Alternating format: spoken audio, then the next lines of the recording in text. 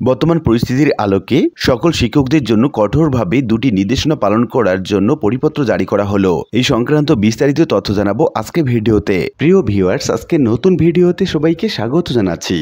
আপনি যদি আমার চ্যানেলে নতুন হয়ে থাকেন তাহলে এরকম গুরুত্বপূর্ণ ভিডিওর আপডেট পেতে চ্যানেলটি সাবস্ক্রাইব করে রাখুন। ভালো লাগলে লাইক কমেন্ট করুন আর সম্পূর্ণ ধারণা পেতে পুরো ভিডিওটি না টেনে দেখুন।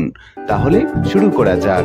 প্রথম প্রতিবেদনটি প্রকাশ করে দৈনিকশিক্ষা.com প্রতিবেদক। আপনারা যেটা স্ক্রিনে দেখতে পাচ্ছেন, এখানে বলা হচ্ছে সারা দেশে কোটা সংস্কার আন্দোলনকে কেন্দ্র করে সামাজিক যোগাযোগ মাধ্যম ফেসবুকে অসত্য, বিভ্রান্তিকর, কুরুচিপূর্ণ বানোয়াট তথ্য, উপাত্ত পোস্ট বা শেয়ার না করতে প্রাথমিক শিক্ষক কর্মচারীদের বলা হয়েছে। এই আদেশের ব্যত্যয় ঘটলে সংশ্লিষ্ট আইন মোতাবেক ব্যবস্থা গ্রহণ করা হবে বলে জানিয়েছে প্রাথমিক শিক্ষা অধিদপ্তর। বুধবার 31 জুলাই অধিদপ্তরের পরিচালক প্রশাসন অতিরিক্ত দায়িত্ব মোহাম্মদ হামিদুল হকের সই করা এক অফিস আদেশে এই তথ্য জানানো হয়েছে। এতে বলা হয়েছে, বর্তমানে অবাধ তথ্য প্রবাহের যুগে সরকারি বেসরকারি নির্বিশেষে প্রাথমিক শিক্ষা অধিদপ্তর এবং মাঠ পর্যায়ে কর্মকর্তা কর্মচারী এবং শিক্ষকেরা সামাজিক যোগাযোগ মাধ্যম ব্যবহার করেন। সম্প্রতি সময়ে লক্ষ্য করা যাচ্ছে যে কোটা আন্দোলনকে কেন্দ্র করে কিছু কিছু স্বার্থান্বেষী ব্যক্তি বা গোষ্ঠী সামাজিক যোগাযোগ মাধ্যমে বিভিন্ন অসত্য, বিভ্রান্তিকর, কুরুচিপূর্ণ এবং বানোয়াট তথ্য, উপাত্ত ফেসবুক সহ বিভিন্ন সামাজিক যোগাযোগ মাধ্যমে পোস্ট এবং শেয়ার করে সরকারকে হেয় প্রতিপন্ন করার অসৎ উদ্দেশ্যে লিপ্ত রয়েছেন।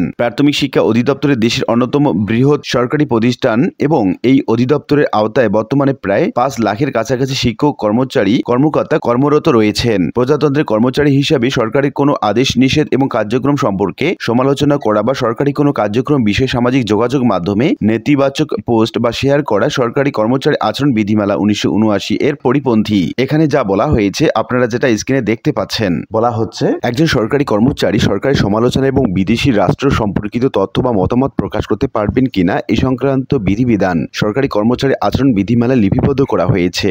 এখানে বলা হয়েছে, সরকারি কর্মচারী নিজ নামে প্রকাশিত কোনো লেখায় বা তাহার কর্তৃক জনসম্মুখে প্রদত্ত বক্তব্য কিংবা বেতার বা টেলিভিশন সম্প্রচারে কোনো বক্তব্য, এমন কোনো বিবৃতি বা মতামত প্রকাশ করতে পারিবেন না যাহা সরকারকে অস্বস্তিকর অবস্থায় ফেলিতে সক্ষম। এখানে বলা হয়েছে, সরকারের সঙ্গে জনগণের কিংবা কোনো শ্রেণী বিশেষের সম্পর্কের ক্ষেত্রে অথবা সরকারের সঙ্গে বিদেশি রাষ্ট্রের সম্পর্কের ক্ষেত্রে সরকারি কর্মচারী নিজ নামে কোনো লেখায় বা বেতার বা টেলিভিশন সম্প্রচারে কিংবা জনসম্মুখে যে বক্তব্য প্রদান করিতে ইচ্ছুক তাহা উপবিধি 1 এ উল্লিখিত বিধি নিষেধের আওতায় পড়িতে পারে এবং এইরূপ সন্দেহের সৃষ্টি হইলে উক্ত বক্তব্যের খসড়া বা লেখা সরকারের নিকট দাখিল করিতে হইবে এবং সরকারের অনুমোদন বা সরকারের নির্দেশিত সংশোধনী ব্যতিরেকে লেখায় প্রকাশ কিংবা বেতার বা টেলিভিশন সম্প্রচারে বা জনসম্মুখে উক্ত বক্তব্য প্রদান করিতে পারিবেন না। এতে আরও বলা হয়েছে, এর আগেও প্রজাতন্ত্রের কর্মকর্তা কর্মচারী শিক্ষকেরা সামাজিক যোগাযোগ মাধ্যম ব্যবহার সংক্রান্ত বিষয়ে মন্ত্রী পরিষদ বিভাগে জারি করা সরকারি প্রতিষ্ঠানে সামাজিক যোগাযোগ মাধ্যম ব্যবহার নির্দেশিকা 2019 এ বর্ণিত বিধান অনুসরণ করা বাধ্যতামূলক এবং ইতোমধ্যে এই অধিদপ্তর থেকে বহুবার বিষয়টি চিঠির মাধ্যমে সব শিক্ষক কর্মকর্তা কর্মচারীকে অবহিত করা হয়েছে। দ্বিতীয় নির্দেশনাটি হচ্ছে শোকের মাসে সব শিক্ষা প্রতিষ্ঠানে কর্মসূচি পালনের নির্দেশ। এই সংক্রান্ত প্রতিবেদনটিও দৈনিকশিক্ষা.com প্রতিবেদন প্রকাশ করে। আপনারা যেটা স্ক্রিনে দেখতে পাচ্ছেন, এখানে বলা হচ্ছে, জাতির পিতা বঙ্গবন্ধু শেখ মুজিবুর রহমানের 49তম শাহাদাত বার্ষিকী এবং জাতীয় শোক দিবস উপলক্ষে সব শিক্ষা প্রতিষ্ঠানে কর্মসূচি পালনের নির্দেশ দিয়েছে শিক্ষা মন্ত্রণালয়।